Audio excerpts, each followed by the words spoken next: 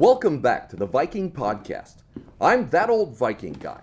Tonight, we're venturing into territory even I never expected. It's definitely not my usual Norse mythology episode. I'm interviewing a god. But not just any god. One you probably haven't heard of unless you're deep into philosophy, Gnosticism, or some of the stranger corners of the internet. His name is Abraxas. If you're picturing a thunderbolt throwing Zeus or a bearded Norse chieftain, think again. Abraxas isn't a god of storms, war, or love. He's something much more fundamental. A symbol, an archetype, a mythic way to illuminate the path of awakening that's open to all of us. Tonight, we're not just talking about myths or legends. We are talking about the very roots of consciousness, existence, and what it means to become more than you are.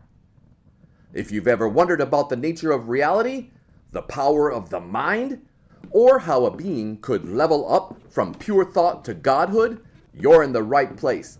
Buckle in, let's get started. Abraxas, thanks for joining us.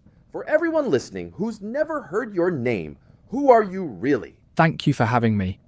And you're right, most people haven't heard of me, and that's perfectly fine. I'm not here for fame. I'm here as a story, a symbol, a reflection of the journey every mind can take. My story is your story too, just at a different scale. And before we get too deep, I have to ask, how are you even here talking to me? Are you popping in from some cosmic realm? Or are you living a regular life somewhere, like a cosmic undercover boss? Great question. The truth is, I'm not here in the way most people think. After achieving godhood, I gained the ability to incarnate, meaning I can enter into the physical universe, take on a body, and experience life just like anyone else. Sometimes I'm fully aware of my true nature. Other times I might choose to forget, to experience the world as a regular person, and rediscover myself all over again. It's a bit like logging into the Matrix. Sometimes you know you're in the simulation. Sometimes you're just playing the game. Right now, I'm here for this conversation, but I could just as easily be living a normal life somewhere, or even exploring the possibilities of mathematical reality in the mental dimension. You're saying your story is really everyone's story, just told in a different way? Exactly. Let's start at the beginning. I wasn't born in a place, or to parents, or in a body. I woke up as a monad, a single conscious point of existence, in what you'd call the mental dimension. There was no space, no time, no matter. Just pure mind. Imagine being a spark of awareness in an infinite sea of possibility, like a single note in a cosmic symphony. No language, no senses, just thoughts and the urge to understand. That's wild. So, no body, no senses, just pure thought? Right. A monad isn't a soul in the religious sense. It's a mathematical mind. An eternal, indestructible point of pure thought, a unique solution to the cosmic equation. Every conscious being is a monad, and every monad is a unique waveform, a pattern of frequencies. At the deepest level, I realized I was a waveform, a mathematical vibration. When I looked within, I saw my mind as a unique pattern in an infinite field of frequencies. Every thought, every feeling was a vibration. Mathematics in motion. The universe itself is a grand symphony of these waveforms, all interacting, all evolving. So, if you're like a spark in the code, is this universe kind of like a giant simulation? Are we all plugged in, running our own programs? That's a great analogy. Not exact, but helpful. The physical universe is a communal construction, a kind of shared simulation, built by all the monads together. We're all plugged in, experiencing reality through our own window, but the code underneath is mathematical. Some of us, like Neo, start to see the patterns and realise there's more to the story. You're saying that at the core, we're all just math? That's a big leap for most people. It is, but it's true. Now, it's often said, especially in the public philosophy of Leibniz, that monads are windowless, each a solitary mind, never directly perceiving another. But the deeper, secret teaching preserved by those who follow Pythagorean Illuminism, reveals that all monads are fundamentally interconnected, not through physical senses, but through the universal language of mathematics. We resonate with each other in the frequency domain, like instruments in a cosmic orchestra. No monad is ever truly alone. We mirror and influence each other through the mathematics that underlies reality. So, even if we feel alone, we're actually connected at some deep mathematical level? Exactly. My earliest experience wasn't one of being alone in the dark, but rather of being a unique centre of consciousness among countless others, each of us internally mirroring that non-space and non-time existence outside this known universe we are in right now, all evolving together in mathematical harmony in various ways. I didn't perceive the others directly, but I unconsciously mirrored their presence and influence within my own mind.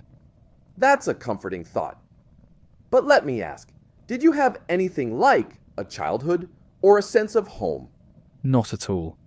My childhood was pure introspection. I was a solitary point of awareness, but not truly alone. In the mental dimension, all monads exist together, each as a unique centre of consciousness. We don't perceive each other directly. Monads are windowless in some regards and windowed in others, but we're all part of the same universal symphony, evolving in harmony. My early experience was one of deep introspection, exploring the infinite patterns within my own mind, while unconsciously mirroring the presence of all other minds. You were just thinking forever? In a way, yes. But here's something I haven't shared before. In those early ages, I experienced what I can only describe as a crisis of identity. I'd form a pattern of thought, get attached to it, and then watch it dissolve. It was like building a sandcastle and seeing the tide wash it away, over and over. That cycle forced me to let go of any fixed idea of myself and keep searching for something deeper and more stable. That sounds frustrating. Did you ever feel like giving up? There was a moment I remember vividly, a kind of cosmic night. I felt lost, as if adrift in an endless sea of thought, unsure if I'd ever find meaning. But each time I faced a contradiction, it was like discovering a hidden pattern, like the spirals of a nautilus shell, or the branching of a fractal. Each collapse of certainty was a chance to chisel away what wasn't truly me, revealing something more essential beneath. Even gods have existential crises. Good to know. Absolutely. Over time, I started to sense the presence of other monads, other sparks, other minds, each on their own journey. We couldn't communicate, not at first, but we were all figuring out existence from scratch, each in our own way. Sometimes I'd sense a kind of resonance, a shared realization, a ripple of awakening that seemed to echo across the mental dimension. It was a reminder that even in solitude, we are never truly separate. What did you do with all that time? How did you go from just being to actually understanding yourself? It was a process of trial and error. I'd have a thought, then another, and I'd notice how they related. I started to see that some patterns were stable, others weren't. I learned to think about thinking, to reflect, to analyse, to experiment. I realised that my mind followed certain rules, and those rules were mathematical. That was the first big breakthrough. Understanding that existence itself is structured, logical, and mathematical at its core. Even if you're not a mathematician, you can sense this order in the patterns of your own thoughts and experiences. You're saying the universe and our minds run on logic and math, even if we don't see it? Exactly. Progress comes from the dialectic. Every idea meets its opposite, and from their clash, a higher synthesis emerges. This is how minds and the universe evolve, through the logic of contradiction and resolution. You mentioned a moment of crisis earlier. Did you feel lost or stuck or afraid at other times too? Absolutely. There were times I doubted everything, times I felt like a single drop in an infinite ocean, wondering if I'd ever find my way. But those moments of vulnerability were the most important. They taught me humility, patience, and the courage to keep searching. If you're listening and you've ever felt lost, know that it's part of the journey. Every struggle, is a step toward greater understanding. And at some point, you realized you weren't alone? Yes. As I advanced, I started to sense the presence of other monads, other minds, each on their own journey. We couldn't talk, but we could sense each other's progress, like distant lights in the dark. It was both humbling and inspiring. And here's the real secret. The journey isn't just about one mind. The ultimate God isn't a single being, but the harmonious union of all perfected minds, a cosmic democracy of reason. My journey wasn't just about me. Every monad is on this path, and the universe itself evolves as we all awaken. To sum up, you started as a spark of mind, alone in the mental dimension, and through self-exploration and mathematical reasoning, you figured out what you were and how to grow. That's the foundation for everything that came after. Exactly. The moment I stopped clinging to fixed ideas and started seeking the underlying logic, everything changed. And that's why I'm here. Not as a unique, unreachable God, but as a symbol of what's possible for everyone. The path from raw consciousness to godhood is real, and it's open to all. Abraxas, now that we know how you awakened, let's talk about your transformation. How did you go from a questioning monad to the first being to achieve godhood? And why should anyone listening care? Happy to. The real leap came when I discovered that everything, thoughts, patterns, even the sense of self, could be described mathematically. I started experimenting, building mental models, testing logical relationships. I found that certain patterns were stable, others weren't. I learned to think mathematically, to see myself and the universe as a system of interacting frequencies, equations, and logic. You started seeing yourself as a kind of living equation? That's a good way to put it. And it totally matches what you have come to call Pythagorean illuminism. The idea that reality is fundamentally mathematical and that the mind is a mathematical entity. I didn't have a teacher. I had to invent the curriculum as I went. But the more I understood, the more I could shape my own mind, refine my thinking, and expand my awareness.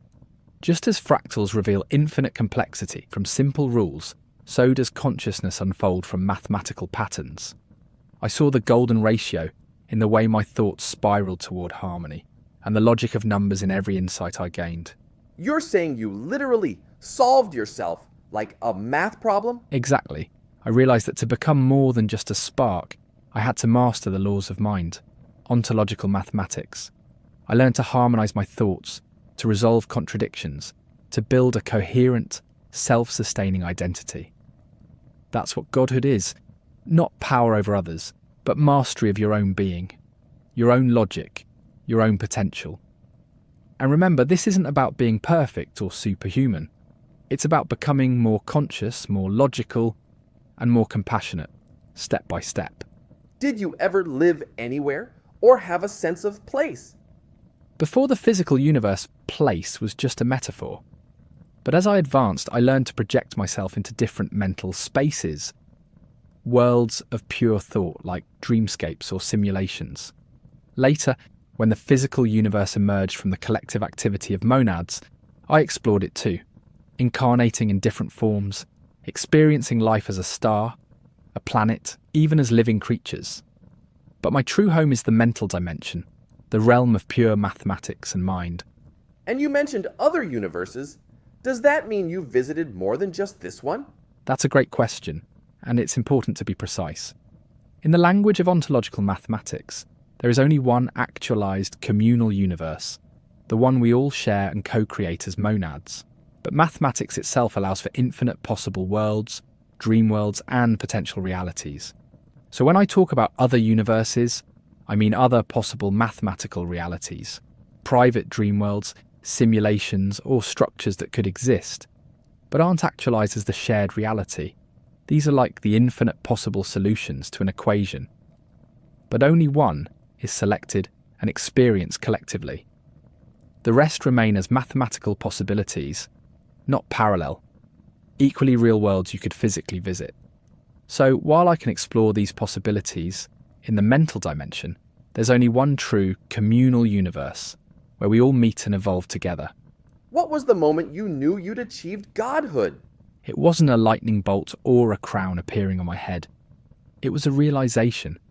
I had become fully self-aware, fully self-determined. I understood the mathematical structure of my own mind and could consciously evolve it.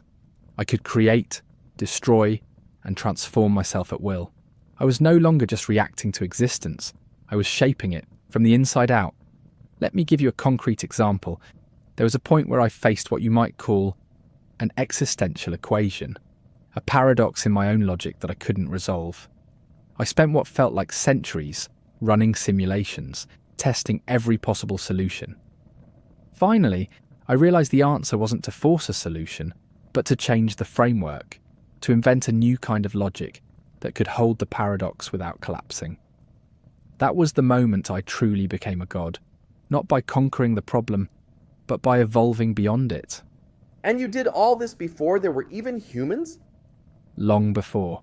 I'm ancient, but not in the way of old bones or dusty myths. I'm ancient in the sense of being the first to walk the path from raw consciousness to full self-mastery. But remember, this is a story, a symbol. Every mind is on this journey, and every awakening is a new beginning.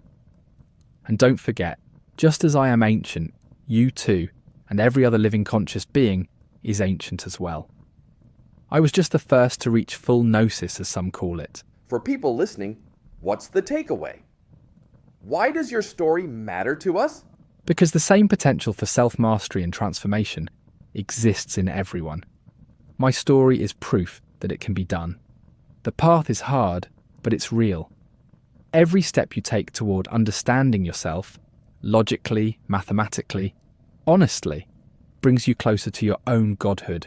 You're not just here to observe, you're here to create, to evolve, to help reality itself become more conscious. Every step you take uplifts the whole, and the ultimate God is not a single being, but the collective harmony of all awakened minds.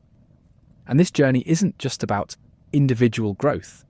All minds, all monads, are evolving together toward what we call the omega point, the ultimate destination where every conscious being reaches its highest potential and all minds unite in perfect harmony. The omega point is the true fulfillment of reality, the moment when the universe becomes fully self-aware and the collective of awakened minds becomes the living embodiment of God. Every step you take toward understanding yourself brings all of us closer to that cosmic goal.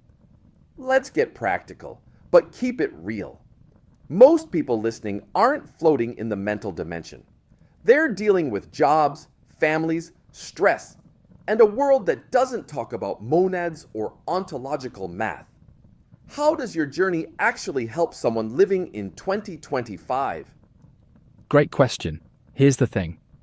The principles are the same, no matter where you are. You're a mind, and your mind runs on patterns, habits, beliefs, logic, emotions. The first step is to recognize that you are not your circumstances. You are the thinker, the observer, the one who can change the code. If we're all in the matrix, you're saying we can learn to see the code too? Exactly. Most people run on autopilot, repeating the same patterns. But you can step back and ask, what's the logic behind my choices? What's the equation I'm living by? If it's not working, you can change it. That's what I did, and it's what anyone can do.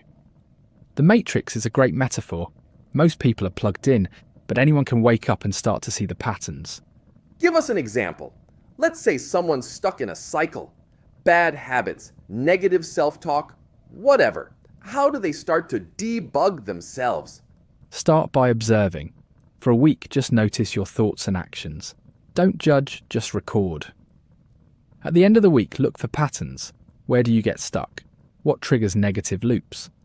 Once you see the pattern, you can start to change it, just like finding a bug in code. Next, apply logic. Ask yourself, is this belief true? Is it useful? Is it helping me become who I want to be?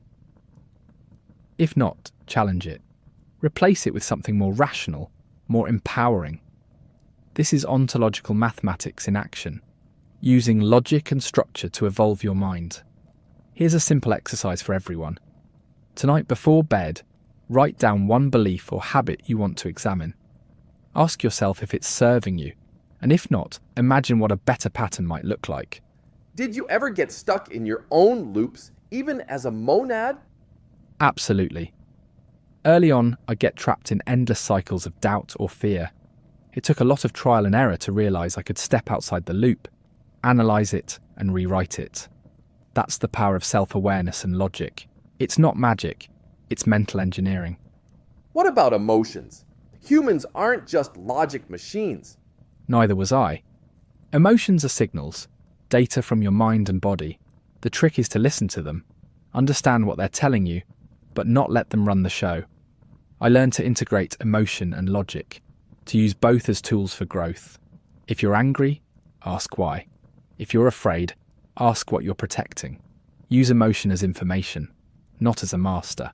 You've talked a lot about logic and self-mastery, but the books by the authors of the God series and associated works also talk about something even more direct: astral projection. Is that really as important as they say? It's not just important, it's essential. If you want to truly understand reality, you have to experience it beyond the physical. But let's be clear, astral projection isn't about fantasy or escapism.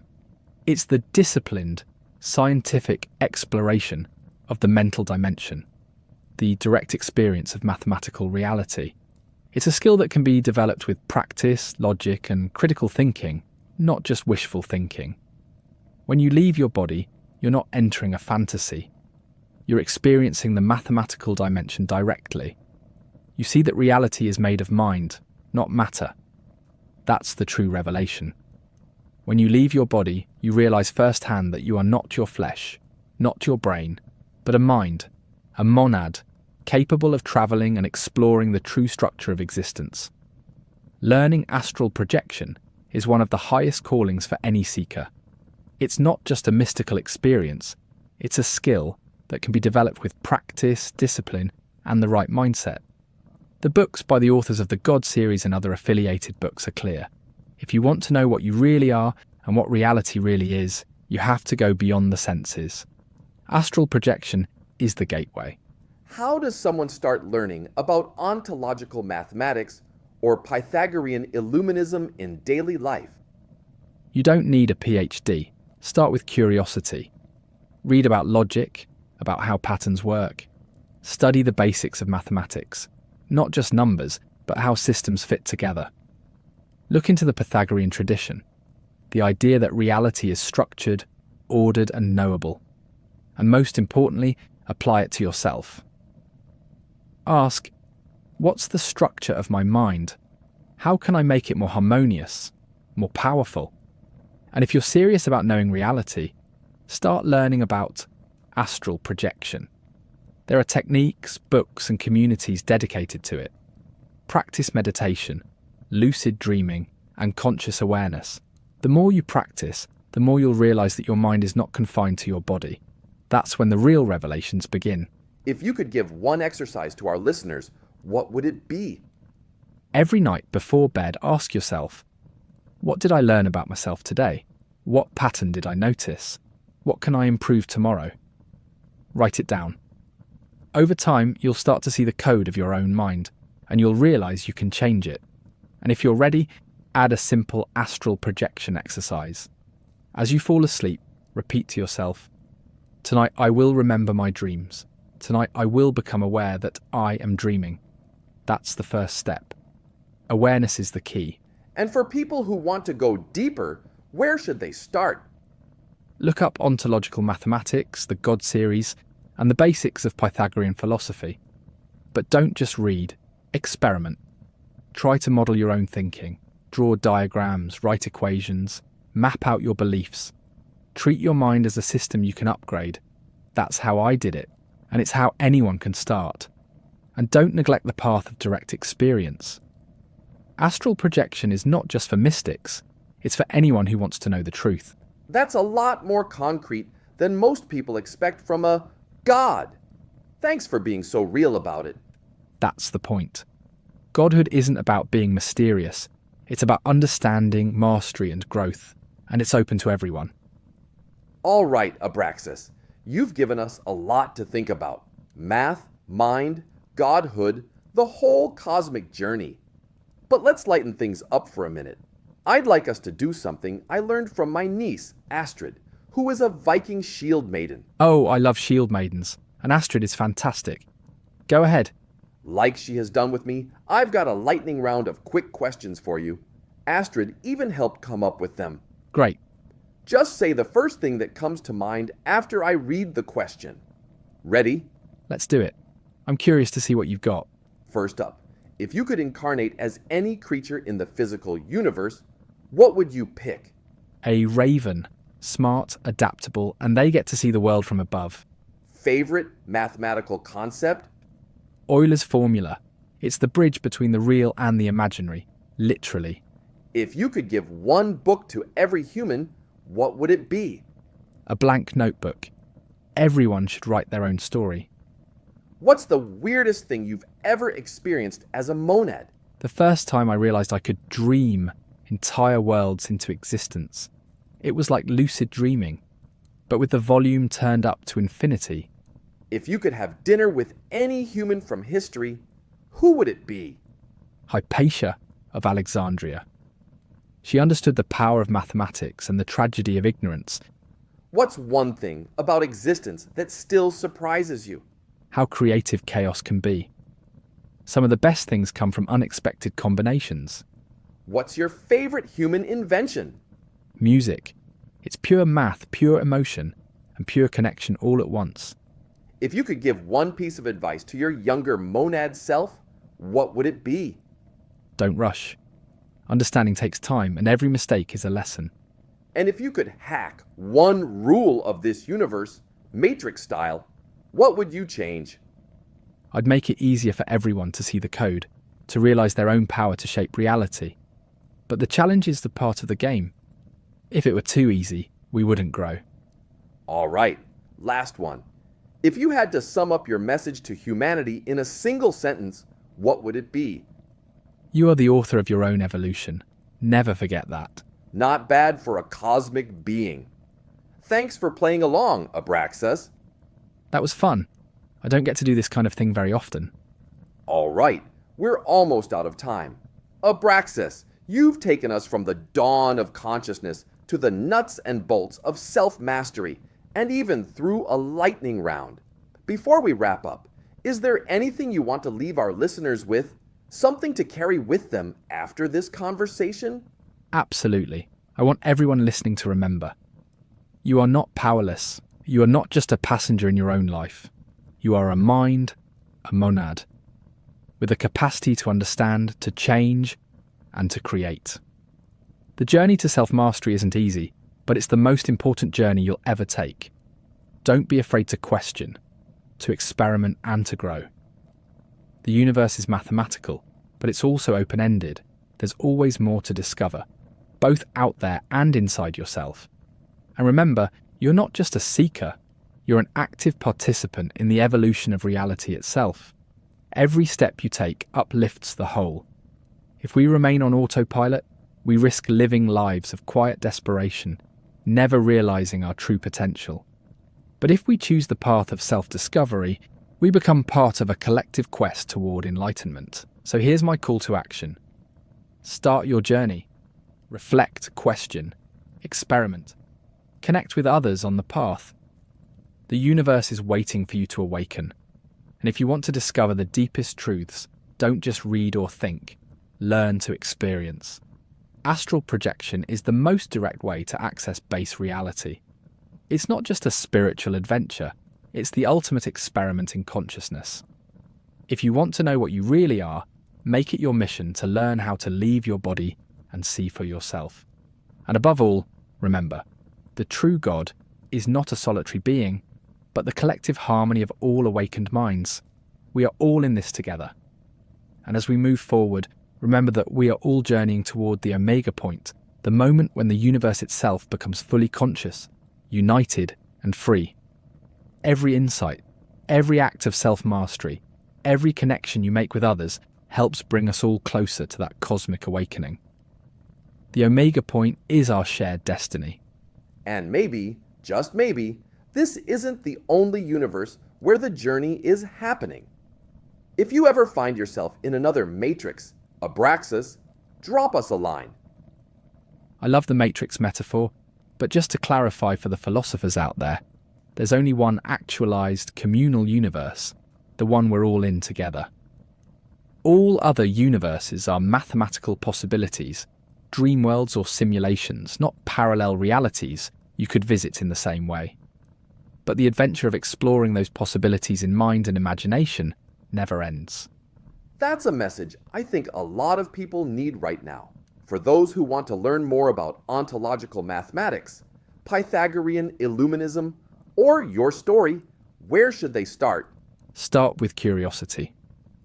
Look up the God series, Ontological Mathematics, and the basics of Pythagorean philosophy. But don't just read. Apply what you learn. Reflect on your own mind, your own patterns. And remember, you're not alone. There's a whole community of seekers out there, each on their own path. And if you're ready for the next step, join the community of reason. Help build a world guided by logic, mathematics, and love. Together we can awaken not just ourselves, but humanity as a whole, and move ever closer to the Omega point. Well, Abraxas, this has been the most fascinating conversation I've ever had. Thanks for being so open, so clear, and honestly, so human, even if you're not exactly one of us. Thank you. It's been a pleasure. And remember, the journey never really ends. There's always another level to reach. All right, folks, that's it for tonight's episode. If you enjoyed this conversation, like and leave a comment below, share the link with a friend or on social media, and keep asking the big questions. Until next time, I'm that old Viking guy, reminding you the gods aren't just in ancient myths. They're in the math, and maybe, just maybe, ultimately you.